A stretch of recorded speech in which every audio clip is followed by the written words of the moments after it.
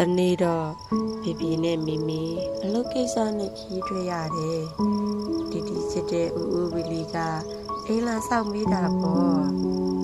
ဦးဦးဝီလီကတိတ်အေးတာဖေဖေတို့လိုမစူတတ်ဘူးတီတီတယောက်စိတ်တိုင်းကြတောင်းချမ်းဖို့ချမ်းစီနေတာပေါ့မီမီစီရင်ထီးလို့တောင်မရတဲ့ပစ္စည်းမှန်တည်းတီတီကယူပြီးအားရပါရကစားတော့တာပဲသူလုံးချင်တာတွေလုံနေရရင်ဖေဖေနဲ့မီမီကိုတောင်တတိမရဘူးမိဖို့တွေကပကံတွေအိုးတွေကိုထပ်ပြီးရဲတိုက်လုတ်တန်ကစားတယ်ကော်စောကြီးစီးပြီးလေကားပေါ်ကချောစင်ကြတယ်မီမီတို့အိယာကင်းပေါ်မှာပုံတွေလျှောက်ဆွဲတယ်ဒီဒီရဲ့အိပ်ပါတော့ဟာမုတ်တွေလည်းစိတ်ကြိုက်စားပြီးပြီလေပစ္စည်းတွေသိမ်းရတာဦးမောလာပြီတအိမ်လုံးလည်းရှုပ်ပွားနေပြီလို့ဦးဝီလီကပြောတာပေါ့တီတီကတညလုံးကစားမှဒီညမအိပ်တော့ဘူးလို့ပြန်ပြောတာပေါ့ဖေဖေနဲ့မမေပြန်ရောက်တော့ည7 နာရီတောင်ကျော်နေပြီတီတီကစားလို့တောက်လို့ကားလို့ခုံလို့အော်လို့ပြောလို့ကောင်းတော့ဖေဖေနဲ့မမေကတော့ဖီယိုဖီရဲ့နဲ့ညစ်ပတ်ပူပွားနေတဲ့အင်ကြီးကိုကြည့်ပြီးစိတ်တွေကိုရှုပ်လို့ဦးဝီလီကိုလည်းအာနာနေကြတာပေါ့ခက်တယ်ကွာတီတီက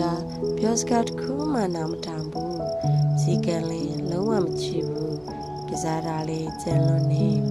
သူ့ကိုချင်းယူပြီးပြုပြင်ပြီးမှရတော့မယ်